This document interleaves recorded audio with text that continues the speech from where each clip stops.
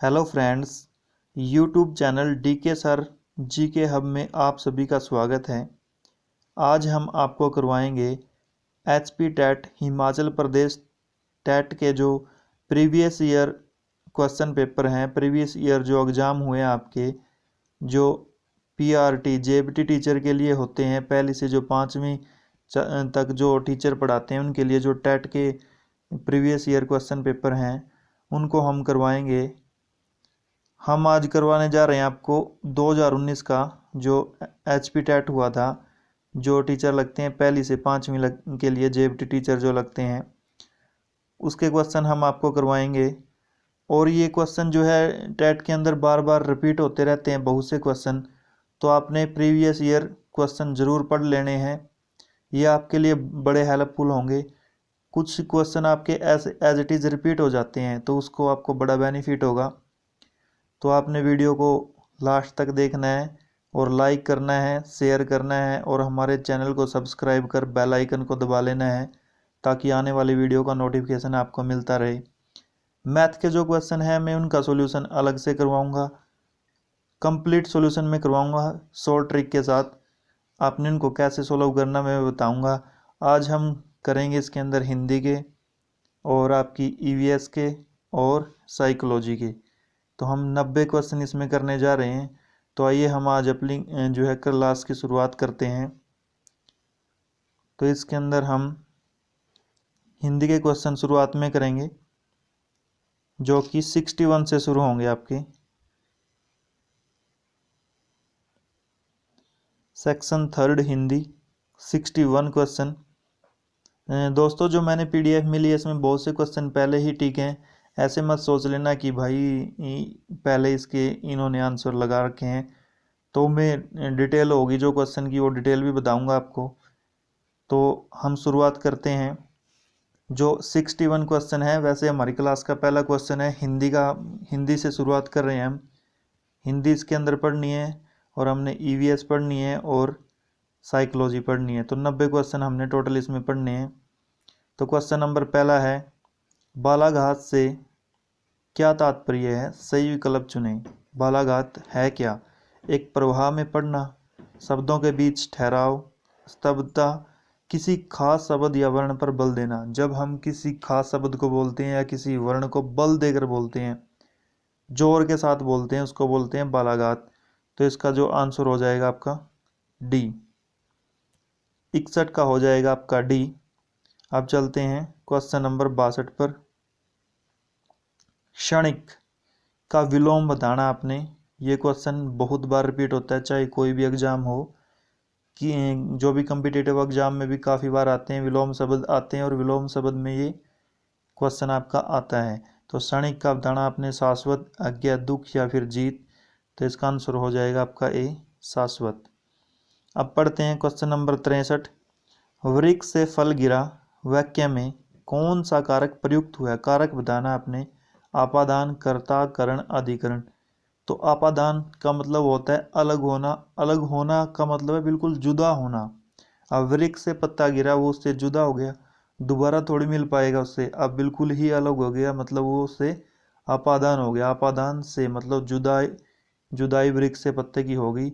तो जुदाई जहाँ पर आपको प्रतीत हुए तो वहाँ पर कारक कौन सा होगा? आपका आपादान। तो यहाँ पर जो आपका आंसर हो जाएगा वो ए, आपादान कारक। अब मना की भाववाचक संज्ञा बतानी आपने। मनाता, मनाओ, मनाई, मनुता। ये बतानी आपने। मना की जो है भाववाचक संज्ञा क्या हो जाएगी? मना की हो जाएगी आपकी मनाही। 64 का हो जाएगा आपका सी, मनाही। अब चलते हैं क्वेश्चन नंबर 65 पे।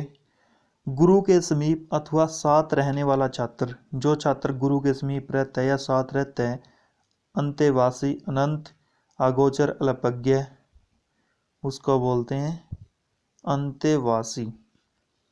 अब चलते हैं क्वेश्चन नंबर 66। ये क्वेश्चन भी एग्जाम के अंदर बहुत बार रिपीट हुआ है, हो सकता है आपके एग्जाम में आगे आ जाए, तो आप इसको भी ध्यान रखना है। चरण कमल बंदो हरि राई पंक्ति में कौन सा अलंकार है? उत्प्रेक्षा, रूपक, श्लेष, अतिशयोक्ति। तो इसमें जो अलंकार है वो है रूपक। 66 का हो गया आपका बी। अब चलते हैं 67। आजकल विभीषणों की कोई कमी नहीं। वाक्य में रेखांकित शब्द कौन सी संज्ञा है, जातिवाचक या फिर व्यक्तिवाचक? तो इसका आंसर हो जाएगा आपका जातिवाचक। जातिवाचक किस संज्ञा को बोलते हैं? व्यक्तिवाचक उसको बोलते हैं जो स्पेशल किसी खास पर्सन का बोध कराए, कोई स्पेशल। अब विभीषण बोलते हैं आजकल विभीषणों की कोई कमी नहीं, तो इसमें कि पूरी जाति का बोध हो गया ना एक किस्म से, मतलब पूरे ग्रुप का बोध करा दिया। एक कल्ले बंदे को विभीषण नहीं बोला है, विभीषण बहुत से बंदों को बोला गया, तो बहुत सी चीज का जो बोध कराया उसको बोलते हैं जातिवाचक। इसलिए इसका करेक्ट आंसर आपका क्या हो जाएगा? जातिवाचक 67 का। अब चलते हैं आगे। कुछ क्वेश्चन जो है रॉन्ग हैं, उनके करेक्ट आंसर नहीं है। क्वेश्चन ही कुछ ऐसे तरीके से पुट किए हैं कि उनका करेक्ट आंसर नहीं दिया जा सकता, इसलिए उन क्वेश्चनों को जो है मैं नहीं करवाऊंगा। 68 नहीं करना है, इसकी आपको ग्रेस मिली होनी। अब चलते हैं 69 पर। अपने कथन की प्रमाणित कीजिए। 69। अब कथन को प्रमाणित कीजिए, यानी कि कथन की क्या देंगे हम? सत्यता देंगे, तभी उसका प्रमाण निकाल पाएंगे ना। तो इसका करेक्ट आंसर बी। अब चलते हैं 70 पर। क्रिया के मूल रूप को क्या कहते हैं? अब क्रिया किससे बनी होती है? धातु से। तो इसका करेक्ट आंसर हो जाएगा बी। चाय किस भाषा का शब्द है? चाय, चाय, च से चाय, च से चीनी, तो रिलेट करना है, चीनी भाषा का शब्द है चाय। 71 का सी। अब चलते हैं 72 पर। यह भी मेरे ख्याल से रॉन्ग पुट है। शब्द होते हैं एकार्थी, अनेकार्थी, द्विअर्थी, निरार्थक, सार्थक सभी होते हैं, तो इसमें करेक्ट नहीं पूछा, कौन से शब्द पूछे हैं। अब चलते हैं 73 पर। रामचरित मानस के रचनाकार थे। रामचरित किसने लिखी थी? तुलसीदास ने लिखी थी। ये क्वेश्चन भी बहुत बार आया है बहुत से कम्पिटिटिव एग्जाम के अंदर, तो इसका करेक्ट आंसर हो जाएगा आपका बी। अब उसका अंबर फट गया में अंबर का क्या अर्थ है? अंबर, अंबर का आकाश होता है, नभ होता है, पर्यायवाची शब्द है, या तीनों या कपड़ा। अब उसका अंबर फट गया, किसका फट गया? अंबर का रिलेट यहाँ किससे किया गया है? तो अंबर का रिलेट यहाँ कपड़े से किया गया है, तो इसका आंसर क्या हो जाएगा आपका? बी। किससे रिलेट किया गया है? कपड़े से। अब चलते हैं 75 पर। प्रेमचंद किस उपन्यास के लेखक हैं? झूठा सच, मानस का हंस, कर्मभूमि, चित्रलेखा। तो करमचंद ने उपन्यास प्रेमचंद ने कौन कौन से उपन्यास लिखे थे? बड़े लिखे थे। यहाँ पर लिखा है कर्मभूमि, तो कर्मभूमि, गोदान, तो इसका करेक्ट आंसर हो जाएगा आपका कर्मभूमि। जहां न पहुंचे रवि वहां पहुंचे कवि, मतलब जहां पर सूर्य नहीं पहुंच सकता वहां पर कवि पहुंच जाता है। कवि की कल्पना बहुत ऊंची होती है ना, तो यहाँ पर ये क्या है? एक दूसरे से रिलेट है, तो पीछे वाले का आगे वाला क्या है? उपवाक्य, और उससे वाक्य मिल के बना है पूरा, तो इसका हो जाएगा 77 का ए। अब चलते हैं 78 पर। अतीत के धूमिल चित्रों की साकार अभिव्यक्ति ही खालिस्तान है। धूमिल चित्रों, रेखा चित्र, रिपोर्टाज, संश्रमण, इतिहास, तो अतीत के जो संश्रमण को ही बोलते हैं। 78 का सी। अब चलते हैं 79 पर। आजकल किसको पलवन, आजकल किसको पलवन भी कहा जाता है? पलवन, अनुच्छेद को, पाठ को, रचना को, निबंध को, तो किसको बोला जाता है? अनुच्छेद को। 79 का ए। काल का शाब्दिक अर्थ होता है, दोनों ही होते हैं भाई, समय, काल को समय को भी बोलते हैं और काल मृत्यु को भी बोलते हैं, तो इसका करेक्ट आंसर हो जाएगा आपका सी, दोनों को बोला जाता है काल। अब है क्वेश्चन नंबर 81। कवि नरेंद्र शर्मा ने राष्ट्रपिता महात्मा गांधी की निधन से प्रभावित होकर कौन सी रचना लिखी? नरेंद्र शर्मा थे कवि, उन्होंने महात्मा गांधी के निधन से प्रभावित होकर कौन सी रचना लिखी? रक्त चंदन, हंसमाला, मिट्टी और फूल, उन उत्तरजय, तो इसका करेक्ट आंसर हो जाएगा आपका रक्त चंदन। अब चलते हैं 82 पर। मैं देख रहा था शांत सरोवर और उसमें तैरता हुआ हंस, इस वाक्य में तैरता हुआ हंस क्या है? पदबंध इसको बोलेंगे हम। 82 का सी, पदबंध बोलेंगे इसको। स्वान निद्रा मुहावरे का सही विकल्प। स्वान निद्रा, धोखे से शिकार करना, चतुर होना, दूसरे को धोखा देना, या फिर सजग निद्रा। इसका करेक्ट आंसर हो जाएगा आपका 83 का डी। स्वान निद्रा क्या होती है? सजग, बिल्कुल एकदम से सजग रहना। 84 पे चलते हैं। पद पंकज का समास विग्रह। पंकज के समान पद, पद और पंकज, पद का पंकज, तो यहाँ पर क्या हो जाएगा? पद पंकज मतलब पद के पंकज के समान जो पद है, तो इसका आंसर हो जाएगा आपका 84 का ए। 84 का हो जाएगा आपका ए। बूढ़ा विशेषण का से भाववाचक संज्ञा बनेगी। बूढ़ा से बनेगा आपका बुढ़ापा। क्या बनेगा? बुढ़ापा। तो इसका आंसर है बी, बुढ़ापा। अब जलज में कौन सा समाज है? जल में उत्पन्न होने वाला था अर्थ कमल, जलज जल में जन्म लेने वाला, तो इसको बोलेंगे बहुव्रीहि। अब ऑप्शन के अंदर बहुव्रीहि है तो प्रेफरेंस आपने बहुव्रीहि को ही देनी है, हमेशा ही करेक्ट आंसर रहता है आपका वो। अब चलते हैं 87 पर। संरक्षण में कौन सा उपसर्ग है? उपसर्ग हमेशा आगे लगते हैं और प्रत्यय हमेशा पीछे लगते हैं। अब संरक्षण पूछा है, संरक्षण में आपने ध्यान रखना आधा में आएगा श्याम, श्याम है संरक्षण, मतलब इसका करेक्ट आंसर हो जाएगा आपका ए, 87 का ए। विद्यार्थी में कौन सी संधि है? विद्यार्थी, दीर्घ संधि, गुण संधि, व्यंजन संधि, वृद्धि संधि, तो इसका आंसर हो जाएगा आपका दीर्घ। 88 का ए। अब चलते हैं 89 पर। कोय उड़ना मुहावरे का अर्थ है निकृष्ट कार्य करना। कोय उड़ाना मुहावरे का अर्थ है निकृष्ट कार्य करना, व्यर्थ होकर रह जाना, दिन रात परिश्रम करना, ध्यान न देना, तो निकृष्ट कार्य करना मतलब कोय उड़ाना। अब क्वेश्चन नंबर 90। एक जैसे अर्थ देने वाले शब्द को क्या बोलते हैं? एक जैसे, अनेकार्थी, जिसका एक जैसा शब्द हो उसको एकार्थी बोलेंगे, न कि अनेकार्थी। अनेकार्थी का मतलब अनेक, एक शब्द के अनेक अर्थ हों। पर्यायवाची भी ऐसा ही होता है, तो एक ही शब्द का एक ही अर्थ हो उसको बोलते हैं एकार्थी। तो इसका करेक्ट आंसर हो जाएगा 90 का ए। अब चलते हैं ईवीएस का जो है आपका सेशन है, जनरल अवेयरनेस भी आती है कुछ इसके अंदर, थोड़ी साइंस भी होती है। 30 क्वेश्चन इसके रहते हैं। अब 91 क्वेश्चन है, पीलिया रोग किस अंग से संबंधित है? अब पीलिया होता कहाँ है बंदे को? यकृत, जिसको बोलते हैं हम लीवर। तो इसका करेक्ट आंसर आपका हो जाएगा बी, पीलिया रोग यकृत से संबंधित है, बी, 91 का बी। आपने अच्छे से करना है क्योंकि इनमें से आपके हर बार 10-12 क्वेश्चन पिछले 15-20 तक भी आ जाते हैं। पीछे वाले जो क्वेश्चन पेपर हैं उनमें से 15-20 क्वेश्चन आपके रिपीट हो जाते हैं, तो आपको कितना प्रॉफिट हो जाएगा? 15 से 20 नंबर का प्रॉफिट आपको हो जाएगा। तो इसलिए इनको आपने ध्यान से देखना है, ध्यान से इनको करना है। अब चलते हैं क्वेश्चन नंबर 92 पर।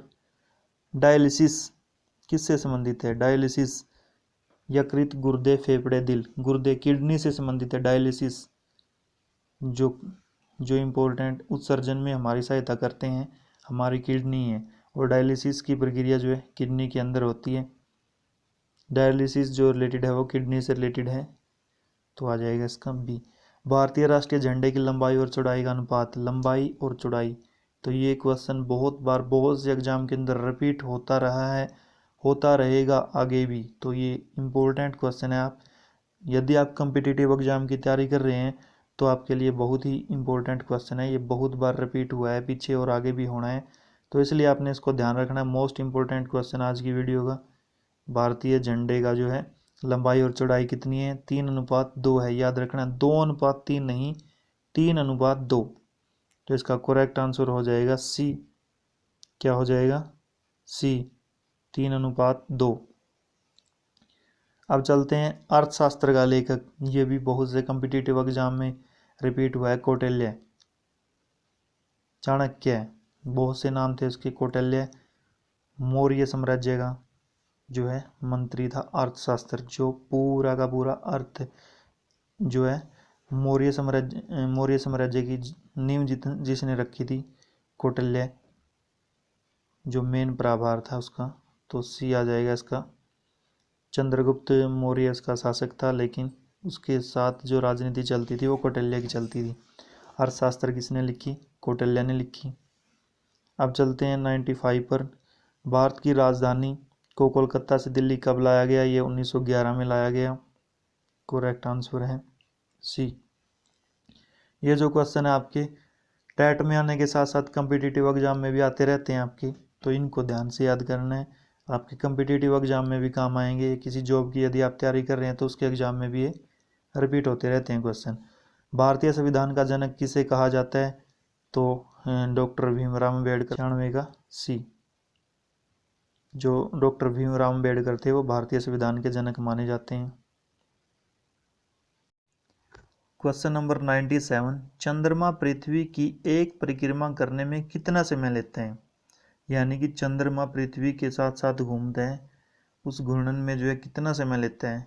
परिक्रमा जो पृथ्वी की करता है वो कितना समय लेता है? वो 27 दिन और 8 घंटे का समय लेता है पृथ्वी की एक परिक्रमा पूरी करने में। घूर्णन करता है अपने अक्ष पर, लेकिन परिक्रमा पृथ्वी की करता है वो 27 दिन 8 घंटे में। तो इसका आंसर हो जाएगा ए, 27 दिन 8 घंटे।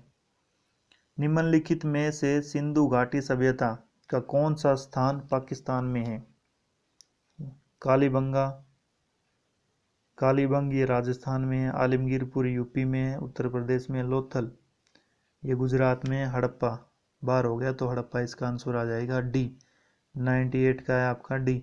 सिंधु घाटी सभ्यता की से रिलेटेड मैंने वीडियो अपने चैनल पे डाल रखी है। सिंधु घाटी से जो सभ्यता है उसके कम से कम 150 क्वेश्चन के आसपास मैंने डाल रखे हैं, उससे बाहर आपके एग्जाम में कोई आने वाला नहीं है, तो आप उस वीडियो को भी ज़रूर देखना।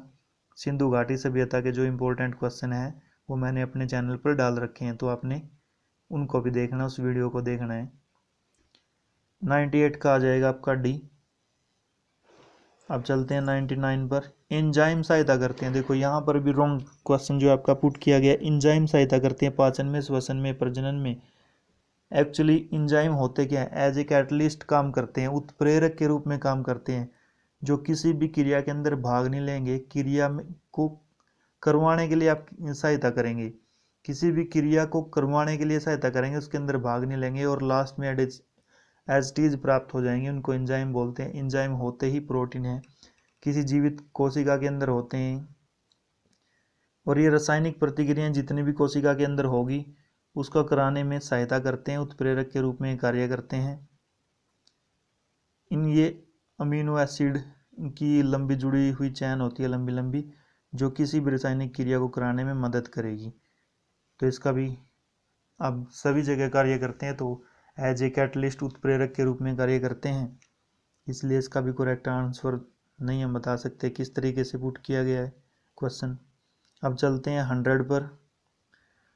यूएनओ की किस संस्था का मुख्यालय पेरिस में है? तो इसका करेक्ट आंसर हो जाएगा सी, यूनेस्को। तो 100 का हो जाएगा आपका सी। अब चलते हैं 101 पर। अम्लीय वर्षा का मुख्य घटक क्या है? अम्लीय जो वर्षा होती है उसमें मुख्य घटक क्या होता है? सल्फर डाइऑक्साइड जिसको बोलते हैं। वैसे तो बहुत से कारक होते हैं इसके अंदर, लेकिन जो सबसे मेन मुख्य घटक होता है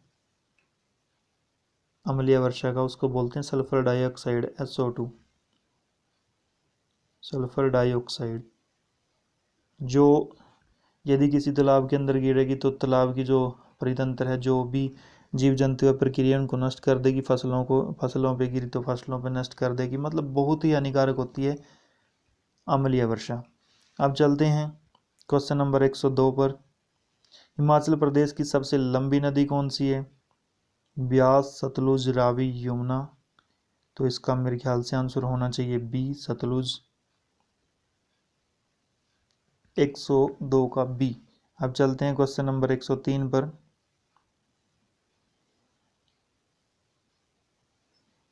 महात्मा बुद्ध का जन्म स्थान महात्मा बुद्ध का जो जन्म हुआ था वो कहाँ पर हुआ था? तो इसका करेक्ट आंसर आपका लुम्बिनी में महात्मा बुद्ध का जन्म हुआ था। वास्को डी गामा भारत कब पहुंचा था? ये ऐसे क्वेश्चन है जो आप स्टेट एग्जाम भी देते हैं, स्टेट के जो गवर्नमेंट जॉब के एग्जाम देते हैं उनमें भी बहुत बार रिपीट होते हैं क्वेश्चन, तो आपने ये क्वेश्चन आपके लिए बहुत ही इंपॉर्टेंट है, आपने इनको ध्यान रखना है। वास्को डी गामा जो भारत में 1498 ईस्वी में पहुंचा था। राष्ट्रीय विज्ञान दिवस कब मनाया जाता है? राष्ट्रीय विज्ञान दिवस जो है वो 28 फरवरी को मनाया जाता है। इसका आंसर हो जाएगा बी। दक्षिण गंगोत्री क्या है?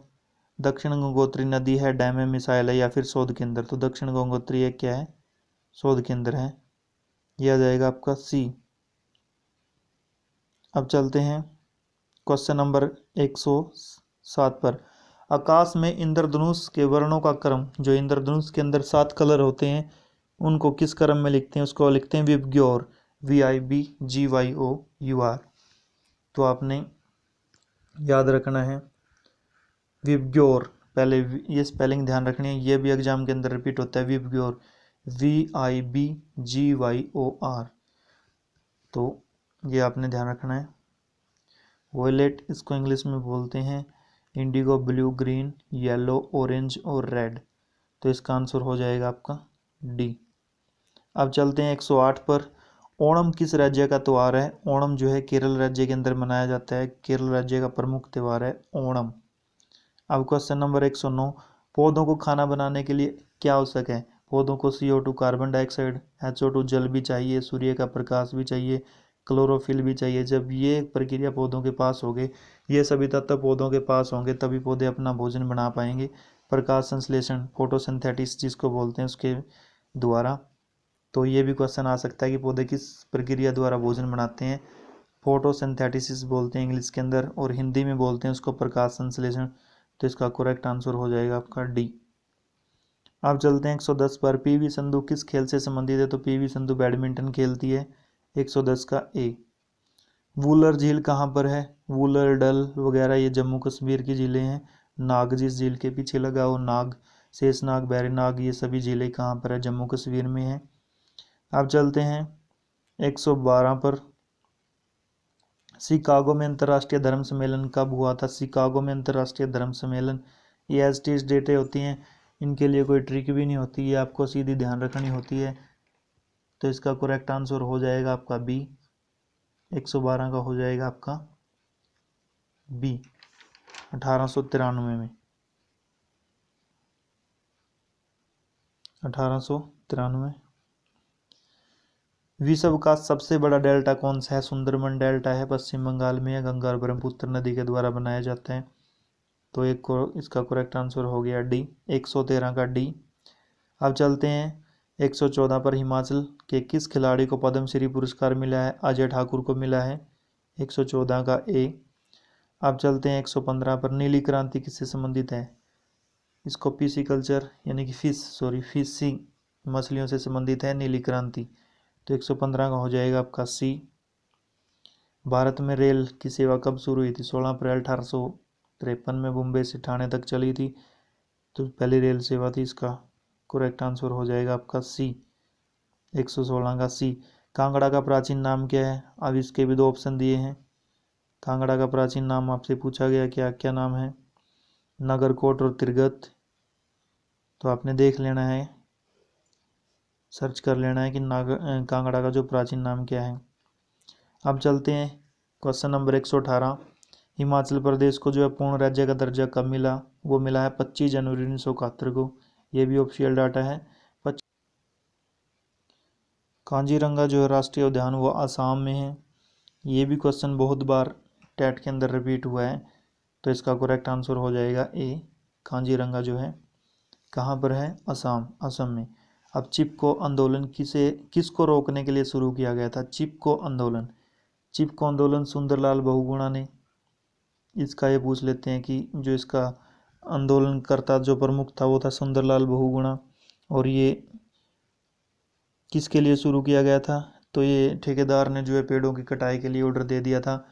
तो उस समय गाँव के लोग वहाँ पर नहीं थे, तो गाँव की सभी स्त्रियाँ जाकर पेड़ों को चिपक गई, उन्होंने ठेकेदारों को वहाँ से भुगा दिया, पेड़ों को काटने नहीं दिया, इसलिए इसको क्या बोला गया, चिपको आंदोलन।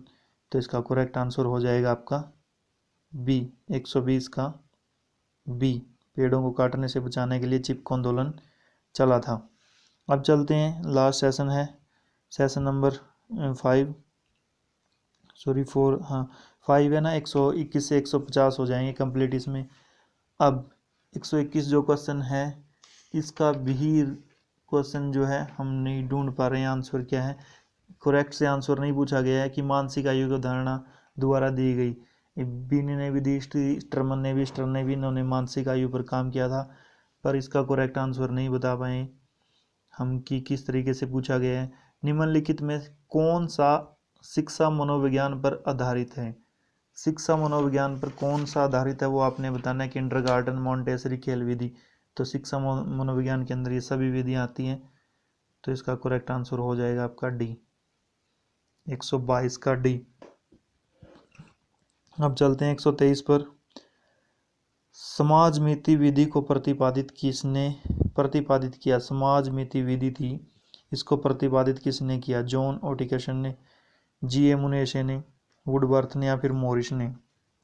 तो ये जी.ए. मुनेशे जो समाजमिति विधि के प्रतिपादित थे। स्थायी भाव है, जन्मजात, अर्जित करते हैं, मानसिक प्रक्रिया है, या फिर इनमें से कोई नहीं। स्थायी भाव जो हमारे अंदर जैसे भाव हैं परमानेंट है, वो हमें कहाँ से मिले हैं, जन्मजात ही मिले हैं। हमारा स्वभाव कैसा रहने वाला है, जन्मजात ही मिले हैं। तो इसका करेक्ट आंसर हो जाएगा 124 का ए, 124 का करेक्ट आंसर हो जाएगा आपका ए। अब चलते हैं 125 पर। किस मनोवैज्ञानिक ने अपने अधिगम सिद्धांत में पुनर्बलन पर जोर दिया, पुनर्बलन का विचार किसके मन में आया था, तो BF. Skinner. Most important question है, पुनर्बलन का सिद्धांत किसने दिया, ऐसे भी आ सकता है। तो इसका जो पुनर्बलन का सिद्धांत देने वाले थे वो बी.एफ. स्किनर। पेवलाव थे, पेवलाव ने दिया था शास्त्रीय अनुबंधन का सिद्धांत, थोर्नडाइक ने दिया था स्किरिय अनुबंधन का सिद्धांत, और कोलर ने दिया, कोलर, कोफा और वर्दीमर थे जो, कोलर, कोफा और वर्दीमर, उन्होंने दिया था गेस्टाल्टवादी थे वो, कोलर, कोफा, वर्दीमर, तीनों के नाम आएंगे। लेविन भी उन्हीं के साथ था, कोलर, कोफा, वर्दीमर और लेविन वगैरह, इन्होंने गेस्टाल्टवादी बोलते हैं इनको, गेस्टाल्टवाद का सिद्धांत इन्होंने दिया था। अब चलते हैं क्वेश्चन नंबर 126 पर। घनिष्ठता बनाम एकाकीपन की अवस्था, अब इसके बारे में भी करेक्ट से नहीं पूछा कि पूछना क्या चाह रहे हैं। अब 127 पे चलते हैं। स्मृति का अंग कौन सा नहीं है, स्मृति के अंदर कौन सा अंग इसमें नहीं आता, तो इसका ऑप्शन है आपका अधिगम, अवधाम, पर्याग्रहण या फिर चिंतन। तो इसका आंसर हो जाएगा आपका डी, 127 का।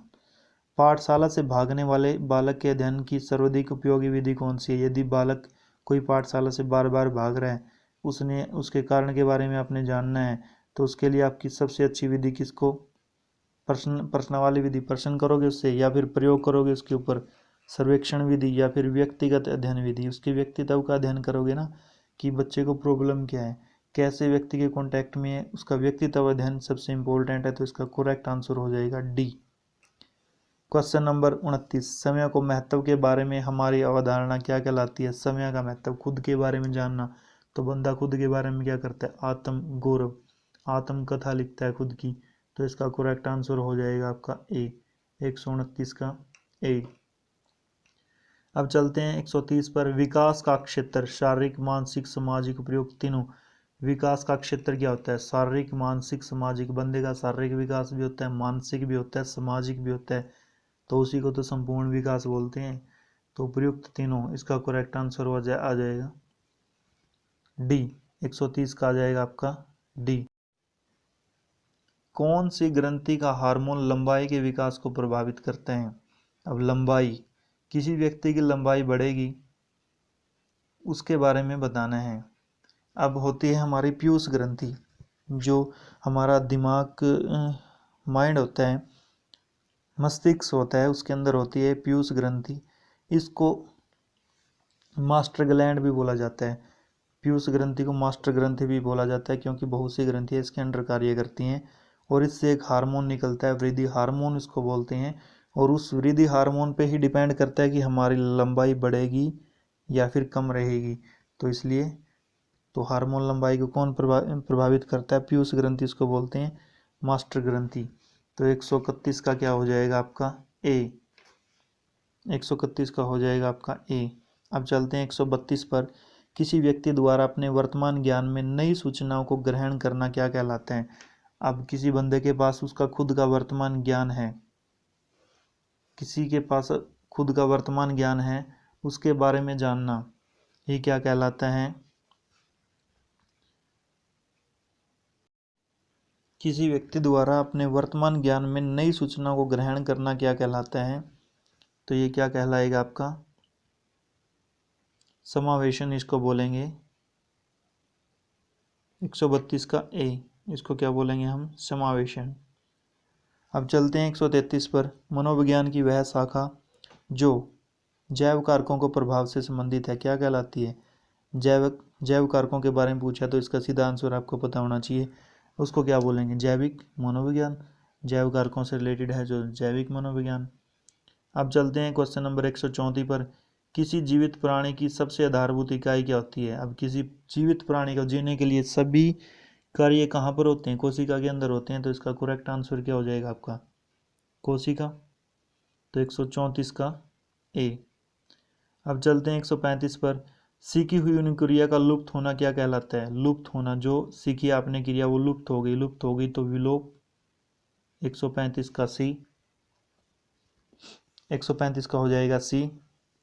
136 अल्पकालीन स्मृति को और किस नाम से जानते हैं? अल्पकालीन जो स्मृति होती है उसको और किस नाम से जानते हैं? अल्पकालीन, कुछ समय के लिए, स्कीर्य स्मृति बोलते हैं उसको, संवेदी स्मृति, इकाइक स्मृति, इनमें से कोई नहीं। तो इसका करेक्ट आंसर हो जाएगा आपका बी। 136 का बी, इसको क्या बोलेंगे? स्कीर्य स्मृति। अब चलते हैं। एक वयस्क व्यक्ति के मस्तिष्क का भार लगभग कितना होता है? वयस्क जो व्यक्ति होता है उसके मस्तिष्क का भार लगभग कितना होता है? 1.36। बी 1.36 हो जाएगा। प्राणी के जीन के पूरे समूह को जो माता पिता से प्राप्त होते हैं उसे क्या कहते हैं?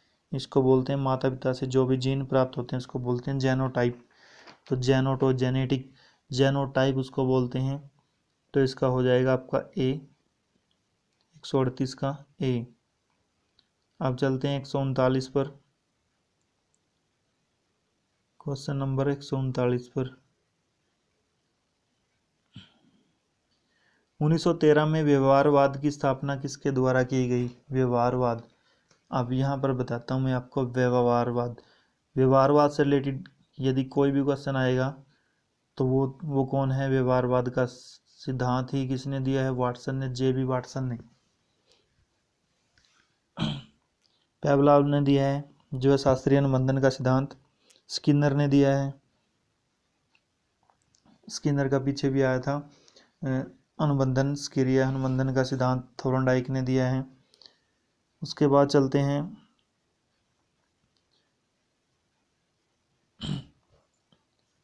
140 पर। प्रेक्षण द्वारा सीखने को क्या बोलते हैं? प्रेक्षण, मॉडलिंग बोलते हैं। 140 का आ जाएगा आपका बी। प्रेक्षण के द्वारा सीखना क्या कहलाएगा आपका? मॉडलिंग। अब है सीखने के प्रथम तीनों नियमों का प्रतिपादन किसने किया? सीखने के 3 नियम किसने बताए?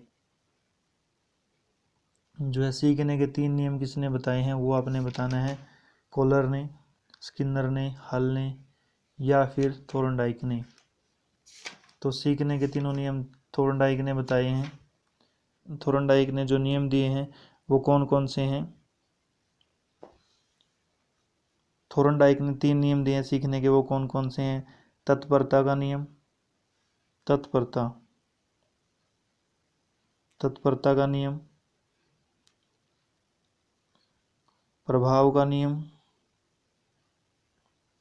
और अभ्यास का नियम। ये आपने ध्यान रखना बस कि जो थोर्नडाइक ने दिए हैं ना सीखने के 3 नियम, जो सीखने के 3 नियम दिए हैं वो किसने दिए हैं? थोर्नडाइक ने। तत्परता का नियम, प्रभाव का नियम और अभ्यास का नियम। और प्रयास एवं त्रुटि, ट्रायल एंड एरर थ्योरी जो है, प्रयत्न और भूल का सिद्धांत भी किसने दिया? थोर्नडाइक ने दिया है।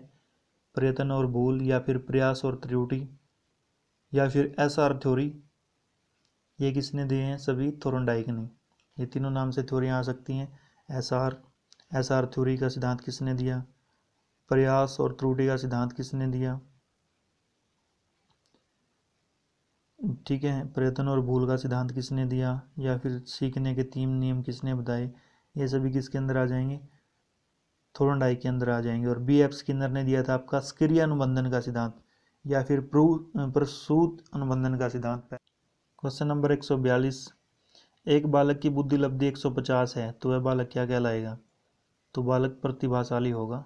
जिसकी बुद्धि 150 है वो बालक कहलाएगा आपका प्रतिभाशाली, मतलब बहुत कुछ नॉलेज है उसको। तो इसका करेक्ट आंसर हो जाएगा आपका सी। तो बालक कैसा है? प्रतिभाशाली है। तो इसका करेक्ट आंसर आपका सी, प्रतिभाशाली। 1912 में सर्वप्रथम बुद्धि लब्धि का संप्रत्यय किसने दिया था? बुद्धि लब्धि के बारे में 1912 में सबसे पहले स्टर्न ने बताया था। करेक्ट से एक्सप्लेन करने में आगे बी ने टर्मन वगैरह आए तो, लेकिन इसका सिद्धांत देने वाले थे स्टर्न। 143 का डी आपने ध्यान रखना है। 144, मनोशारीरिक असमानताओं को क्या कहा जाता है? मनोशारीरिक असमानताएं, इसको क्या बोलते हैं? तो इसको बोलते हैं व्यक्तिगत विभिन्नता। 144 का हो जाएगा आपका सी। अब चलते हैं 145 पर। किस स्मृति में सूचनाओं को अधिकतम 20 या 30 सेकंड तक संचित करके रखा जा सकता है? ऐसी कौन सी स्मृति होती है हमारे अंदर? लघुकालीन, थोड़े समय के लिए स्मृति जो होगी। तो इसका करेक्ट आंसर हो जाएगा आपका बी 145 का। एरिक्सन के मनोसामाजिक सिद्धांत के सोपान हैं। एरिक्सन के बताने हैं कितने? एरिक्सन ने 8 मनोविज्ञान के सोपान जो दिए हैं एरिक्सन ने। तो 140 का करेक्ट आंसर हो जाएगा आपका डी। एरिक्सन के सिद्धांत है 8। अब चलते हैं 147 पर। वस्त्र ग्रहण करने की पद्धति को क्या बोलते हैं? वस्त्र ग्रहण करने की पद्धति को क्या बोलते हैं? आत्मीकरण। क्या बोलते हैं? आत्मीकरण। अब चलते हैं क्वेश्चन नंबर 148 पर। अनुबंधन का सिद्धांत प्रतिपादन किया। अब देखो अनुबंधन का आ गया, यहाँ ये नहीं बताया सक्रिय अनुबंधन पूछा है, शास्त्रीय अनुबंधन पूछा है, सिर्फ अनुबंधन बोल के छोड़ दिया। अब सक्रिय का पूछा होता तो बी एफ स्किनर लगा देते, यदि शास्त्रीय का पूछा होता तो पैवलोव लगा देते। तो यहाँ से बताया नहीं, व्यवहारवाद का वाटसन बता देते, जो है प्रयास और त्रुटि का थोर्नडाइक बता देते, या फिर 3 नियम जो पूछते हैं उनके बारे में थोर्नडाइक। तो इसका भी करेक्ट आंसर देना नहीं है, किसने पूछा, कैसा क्वेश्चन है। अब क्वेश्चन नंबर 149 को देखते हैं। प्रत्येक मानव कोशिका में कम से कम 35 होते हैं। तो प्रत्येक मानव कोशिका में कम से कम 35 1 लाख के करीब होते हैं। डी। टर्मन के अनुसार सामान्य व्यक्ति की बुद्धि लब्धि कितनी होती है? टर्मन सामान्य जो नॉर्मल व्यक्ति होता है उसकी बुद्धि लब्धि कितनी होती है? टर्मन ने क्या बताया उसके बारे में? तो टर्मन ने उसके बारे में बताया कि जो सामान्य व्यक्ति की जो बुद्धि लब्धि होती है वो 90 से 110 के बीच होती है। और ये क्वेश्चन आया भी है काफ़ी बार। 90 से 110, 150 का हो जाएगा सी। तो आज की जो वीडियो हमने कम से कम इसके अंदर 90 क्वेश्चन और साथ के साथ जो बताएं 100 प्लस ही मान के चलो आप। तो ये क्वेश्चन आपने ध्यान रखने, हो सकता है इनमें से 4 से 5 10 क्वेश्चन तक भी आपके रिपीट हो सकते हैं आने वाले टैट के अंदर। तो आपको कितना प्रॉफिट हो जाएगा? यदि 1 नंबर का भी प्रॉफिट होता है तो आपको वीडियो देखने का फ़ायदा हुआ।